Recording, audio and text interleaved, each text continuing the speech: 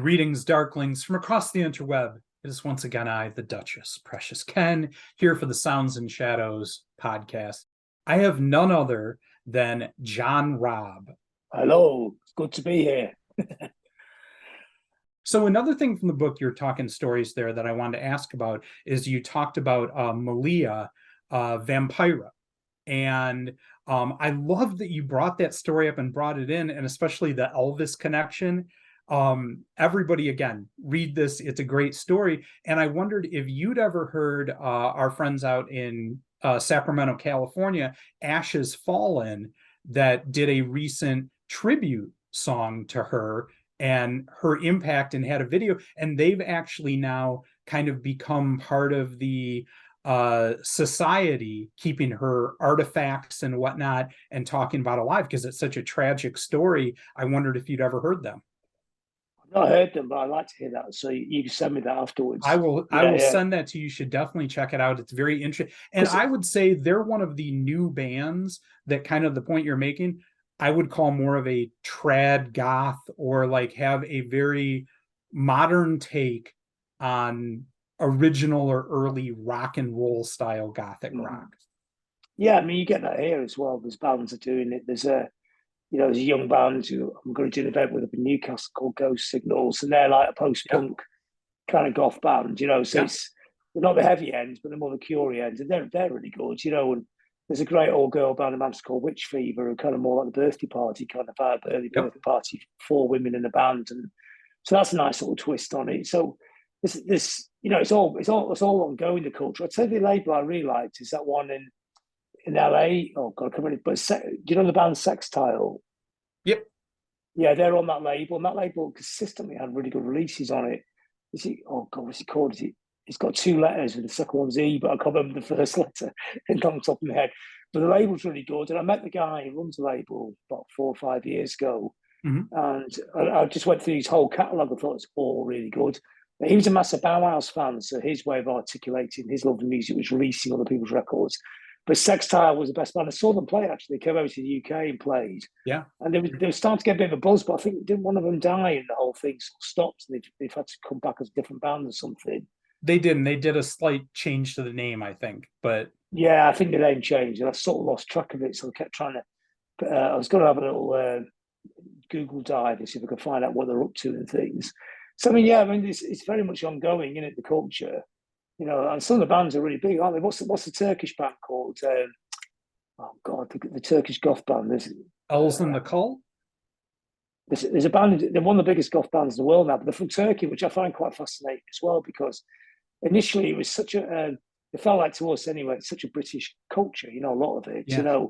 You never think in 40 years' time that the Turkey would have one of the biggest bands on the scene, Sure. And it'd be and also you never thought that it'd be popular in warm places. It's really big in the Mediterranean and really big in California, because to us it was always something you'd have to wear a raincoat to go out in, because to hide the clothes you didn't get beaten up, and because it was raining and cold. It didn't seem like something, you go to California and people dress up, of course, but you don't have to dress up in as much. True. You could. Yeah, you can. Those tops, the fishnet tops, there's holes in them. You didn't shiver in those. You could actually walk around them all day. So going back to early goth, and especially being in England, this is what I wanted to ask you. My friend Rodney Orpheus, the band Cassandra Complex, I was talking to, and when I interviewed him, did a story about when he first met Andrew Eldritch, and they were at a club together in Leeds, and he went up to the jukebox and put on Hawkwind and sat back down at the table, and Andrew Eldritch came up and was like, wait, are you into Hawkwind? What are you listening? And they got talking and started from there. It seems like every time I talk to someone like in the legendary old school goth scene, Hawkwind, especially in England, is this unifying factor. Why is Hawkwind so important to, it seems like, everybody in the proto-goth scene that started it? They're just an amazing band. They don't really fit in anywhere, do they, at all? I mean, they are completely their own genre. You've heard Silver Machine, of course, and it's a great underground track. But in England, that was a massive record. It was a top 5 hit. It got to number 3 in the charts. It's the weirdest thing, probably along with Crazy World of Arthur Brown, to actually get in the charts, And the clip that went with it, the little film clip, they looked like proper freaks. I mean, because they were, and they're playing that song, and they're all obviously tripping on acid playing the song. I mean, we play gigs at Hawkwind to this day. We play their festival, played about 3 times. So it's Dave Brock, who's 82 now. Yeah. And he's still amazing. He still has the same little guitar. Still does sings a few of the songs. He doesn't look any different. You think, surely after all that way you've lived your life, shouldn't you look a bit more of a wreck? But he actually just looks the same. And the band still sounds great. I mean, yes, I mean, they're fantastic as a psychedelic. Also because they did that, the krautrock rock thing, the riff that goes on and on and on for 20 minutes. It's so hypnotic. Right. So they did that. So it's a precursor to rave in a sense. And also the Yeah. keyboard thing with Dick Mick's keyboards and all the little weird noises he's putting on top. I mean, doesn't get enough credit for it outside bands, but that was way ahead of his time. So all those noises he's putting on, Killing Joke, obviously you can hear all over Killing Joke, can't you? And then of course, any band that has Lemmy in it is going to be a great band, isn't it? Right. Absolute killer bass player, and his style of bass playing in Hawkwind is completely different from Motorhead. I mean, in Motorhead, he plays rhythm guitar bass, and in Hawkwind, he plays all these melodic lead lines, doesn't he? And he's a great bass player and just charismatic, isn't he? He embodied rock and roll, didn't he? I interviewed Lemmy a few times, and I always liked interviewing him. He's a smart guy, Yeah. But unapologetic. Lemmy was Lemmy. It wasn't like, people, you couldn't say to Lemmy, you can't do that. He'd go, that doesn't compute. Right. And also, didn't he get kicked out of Hawkwind not far from you? It wasn't going after the gig in Detroit, going over the border into Canada, and they didn't pick him up on the bus, and he. and he got it did happen. Yep, near Detroit, by Windsor. Yep. Yeah, just up the road. I knew he was up there somewhere. And because I think the underlying factors were because he sang Silver Machine, so he became a massive star. Yeah. So that didn't go down well. And also because he was a speed freak and they're all into acid. So he always goes, I was the only person sacked out of Hawkwind for taking drugs. That's awesome. He's actually quite wise, Lemmy. He had a lot of wisdom, and he's kind of mad rock and roll way, he's that rock and roll wisdom. There is something, to it. That's incredible. Yeah, very well read. Yeah. So speaking of which, too, I'm going to do another because I'm trying to quick hit now on some of these from the book I would ask about. Dave Vania, okay, of The Damned, punk or goth or the best of both? Well, you could say he's best of both, but really he's from punk, and but he's from before that. I mean, the thing about punk was because again it wasn't defined. So when the Damned came along, even at that time, people said they're not a real punk band. But people go, well, what is a real punk band? Right. There is no definition, is there? I mean, he sang in a completely different style than the singers. He never shouted, did he? He always crooned. But he felt punk, so he felt very punk to us growing up with it. But he brought a gothic sensibility to the Downs before goth even existed, didn't he? He was all. I mean, what's that great quote in my book? He goes on about when he's actually on stage in the Downs, he's actually far less out there than he is in his normal life. He's dressed up like that in 1975. He's dressed up to look like Udo Lindbergh in the Andy Warhol film. I mean, you couldn't get any more cool and arty than that. But the thing about I think for me, it was the first time I saw The Damned and Dave Vania was in The Young Ones. There was an episode there I remember where and I was like, who and what is this and how do I hear all of it? Yeah, I mean, they were great in that, but the best damn lineup is the Brian James one, the original one, the first 2 albums. See, I'm one of those people that loves the second album. There aren't many of us, but I love that record. And they put that original lineup together for some dates in the UK in the autumn. The original 4 Damned, it was mind-blowing. Some of the best, probably one of the best rock and roll shows I've been to, and I mean, they're getting on to 70 now, and it's still really kick-ass. And you're watching it thinking, how come they blew it? I don't get how none of their records were hits in 77. The Pistols and the Clash were having hit records, and the Damned didn't even get the top 75. You think, how can New Rose not be a hit? And it You know, wasn't you as though they didn't have the charisma or that's what doesn't make any sense. They had all of it, the whole package, the songs, everything was there. everything. The timing was perfect. The sound was perfect. They did the right tours. They were on the T Rex tour. They're on every program on telly. They're on everything. But I think because the label they're on just probably couldn't hype the record into the charts or something. They're on an indie label, weren't they? And so Stiff were brilliant ideas, but just didn't have the money or the clout, which you kind of need. The Pistols are on EMI, which is the biggest label in the country, which is perfect. You know, if you're going to start a revolution, you've got to get right in the middle of it, haven't you? So, and they did, and it worked, and it worked perfectly, didn't it? So Vanian, it's a big influence on goth without being a goth, you know. But then they had their goth phase, didn't they? Which is quite weird because their goth phase was about 4 years after the peak of goth, and they still had all the massive hits, didn't they? They sort of jumped onto their own bandwagon. I mean, we listened to the first album. There's actually 2 tracks on it are quite gothic, isn't it? Like "Feel the Pain" Yeah. is very gothic, isn't it? You know, so and I think Brian James had a gothic kind of vibe to him as well. He was like the punk rock Keith Richards, and he does have a kind of darkish kind of look to him, doesn't he? So Yeah. it's definitely there. You know, it wasn't like they didn't form as a goth band; they formed as to be the ultimate rock and roll band. But Brian James basically designed the whole thing, didn't he? It was in his head. You know, he sought out members that fitted into his vision of what the perfect rock and roll band would be.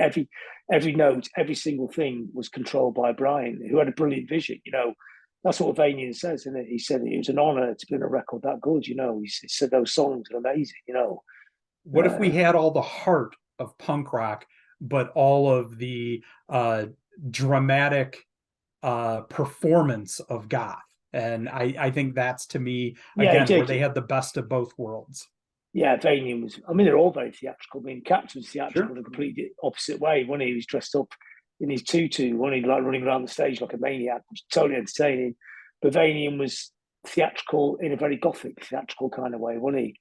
And to this day, you know, on those gigs, he doesn't. I mean, you think, God, there's a time warp here because he doesn't look any different. He's actually more animated now than he was then.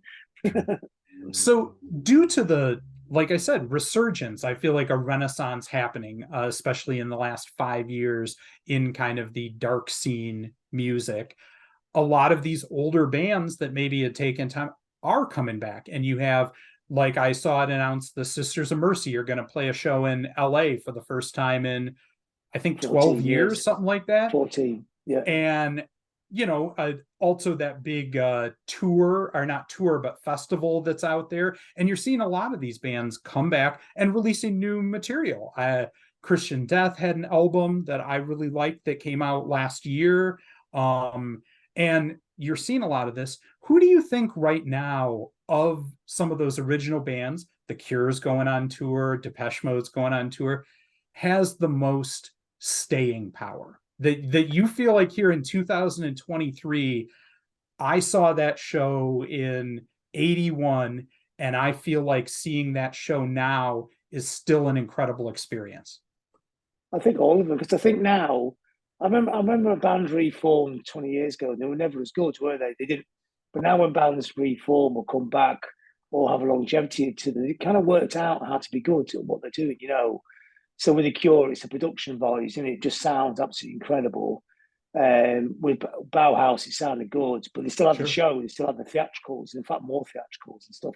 I think if Bauhaus had managed to hold it together, they would have been on that kind of Cure stadium level. You know, I think they did Ali Pali in London. That's about didn't sell it out. It's 11,000. It's a big venue. Yeah. I think they're disappointed, but I thought, well, they didn't actually ever play to a crowd that big when they were going. They played, they played to 2,000, 3,000 in Right. the UK. But a couple more tours, they would have been on the big thing. But you always had the feeling that was never going to last. The wheels are going to come off that pretty quick, weren't they? Sure. Or the wheel. It's always the same It's wheel. always the same way. I remember with Bauhaus, my friend Kurs Mackey, who sang with Pigface, Evil Mothers. I remember stepped in and took over for a show when Peter wasn't feeling well, but they did a show down there in Florida, and he came in and sang the parts for it. But everybody else was there and played for it. And I think that's okay when sometimes that happens for bands, but maybe that's one of the reasons I wouldn't call Bauhaus as the first one with staying power, because Peter is a wild card. You never know what's going to happen. Yeah, I know it's crazy, isn't it? What? Yeah, I mean they were good when I seen them last year? It was a great show, and I was Sure. yeah, but you know the blessing out of that we got Love and Rockets back, which is and they're a great band, aren't they? And those three obviously get on with each other much better, don't they? So True. yeah, so but of all the other bands, I think Susie's come back. I think that'll be really interesting, won't it? This is a good time. I think it's funny, isn't it? Because it ages really well, doesn't it? That music, it's not. It does. It's. I don't think it was ever a teenage music, was it? When you think about the bands now, the Susie Banshee's first album doesn't sound like a teenage angst record. You know, they're not Right. trapped in teenagerdom. They were quite mature. Those bands. They were singing about death, weren't they? They were singing about dark stuff. They were singing about heavier stuff, more adult themes, wasn't it? Even though they're about 20 years old.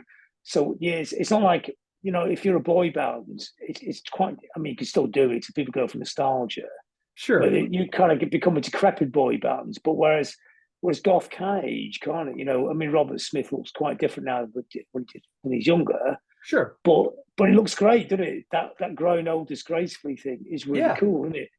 Because then Paul Weller slagged him off for what he looked like the other week, and it's just like, oh god! And even Paul Weller fans are going, "Oh, sure, pop stars are meant to dress up like mad clothes. It's great, isn't it? And I think Robert Smith was great for a 62-year-old. Just this Sure. is that's him, isn't it? What's he going to do? Go on stage in a dress down or something? That's not. I'm not buying into that. No, I appreciate that. And I think it's good to see again, look, people get crazy about that when they see a picture, in 2023 of some people age. It's normal. It's okay. It's we need to stop like criminalizing rock star for the normal process of Yeah, aging that happens. You know what I mean? Like it fucking happens to everybody. Just let it be okay. just age in your context. So you're doing your thing. You're just an older version of it, isn't it? Exactly. It's Unless you're like like David Gahan and somehow, or you, when I see live, still wearing like shirtless with a leather vest and pulling it off, I'm like, damn it, I couldn't even try that these days at 45. don't know how So I really don't know how he's done it because he's lived a pretty crazy life, and he's nearly truth, killed I'm himself with amazed drugs. at you, but let me tell you, I I know saw him those like 3 or 4 years ago and he looked great. look great. That press conference of the week looked good. I mean, I know the guys at Primal Screen pretty well. They're the druggiest band in Britain, and they went to America and they supported Depeche Mode on that tour, and they Right. burned out. Primal Screen couldn't keep up with them.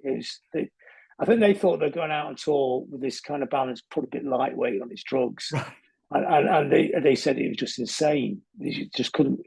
Well, yeah, that sort of mad way that bands think they have to keep up. I don't understand that one at all. I mean, you don't have to take the drugs. It's still just do the music, which I think they all find that out in the end, don't they? Because I bet Depeche Mode's it's all just cups of tea now, isn't True. it?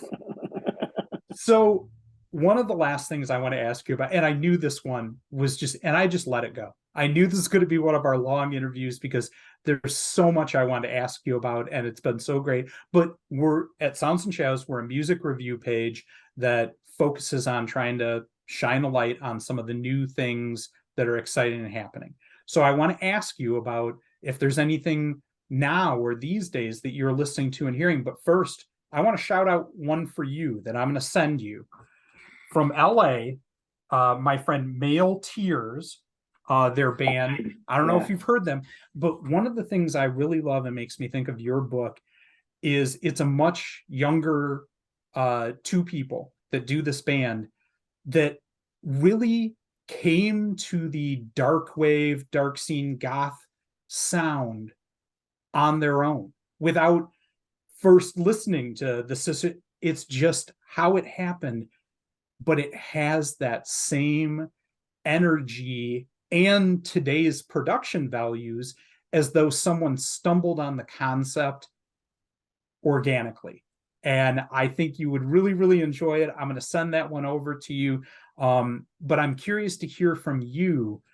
Are there any bands today or now or in this age that you've heard, whether it's punk or electronica or witch house or goth or whatever, that you find interesting and inspiring that are doing it today?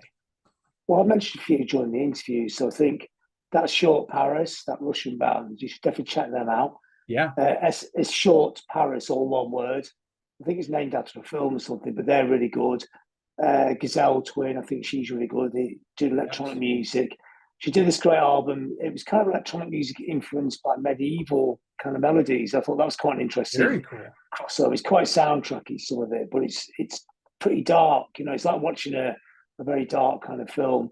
Then there's that Witch Fever, you know, from Manchester, the four girls who play that kind of birthday party kind of stuff, but pretty heavy. Another great all girl band from Manchester called Lines, Lines, playing I don't know that one. sort of very linear, stark kind of post punk. They're really good as well. Yes, it's kind of, they're not straight goth bands, but they're kind of bands have that darkness to them. You know, Yeah, you don't have to be in a scene to sound like to fit in. You know, musically, you could feel it. You know, right. yeah, I mean, these days, very few to me or whatever straight goth bands or anything. It's all about the expanding the definition these days and, just making good freaking music, like who gives a shit? yeah, I think so as well. I mean, it's if it, but you know, if you played this stuff in ostensibly what would be on a goth night, and I'll go and try this out when I Sure. do my book tour. I'm DJing a few of the nights. I'm going to play all of it and see how it goes down. You know, it's always a good test, isn't it? It's still Yeah. about the dance floor, isn't it? Or even just about or people nodding, or people getting off from this at all. You know, yeah. But I like the way there's a lot of electronic music that you find the darkness in that kind of music, don't Sure. you? It was more so than bands in a way, innit? It's yeah. I think because maybe keyboards are starker and darker sound, aren't they? You know, they're easier to make Yeah. a dark atmosphere with them. I mean, I like a lot of film soundtracks. That's good. I mean, like a lot of stuff that Clint Mansell does. I mean, I know he's not new, but Clint's been around for years. But a lot of the music he does, you know, with in films, has that darkness to it. You know, so it Yeah. kind of appears in the most unlikely places, doesn't it? Hans Zimmer as well. You know, a lot of his soundtracks. Because I mean, Hans Zimmer played on a couple of Damn tracks, didn't he, years ago? Right. So see, I don't think he kind of comes out of this world anyway. But you know, the soundtracks of those Batman films are fantastic, aren't they? So Elfman, I mean, yeah, is doing amazing things. And, you talk about like a Tim Burton or part of what made that real and took that goth idea was Elfman's music. Behind it, that's mm, what made it really work and happen. I mean, almost kind of saying the same as goblins for Suspiria and old horror films. Like, I mean, there's a way that dark music can influence other aspects of culture, so yeah. I mean, it's a perfect culture for films, isn't it? Because it is really theatrical, it's really filmic, and it's got lots of atmospheres to it. So yeah, so John, this has been an amazing honor and an amazing pleasure. It was so good to meet you.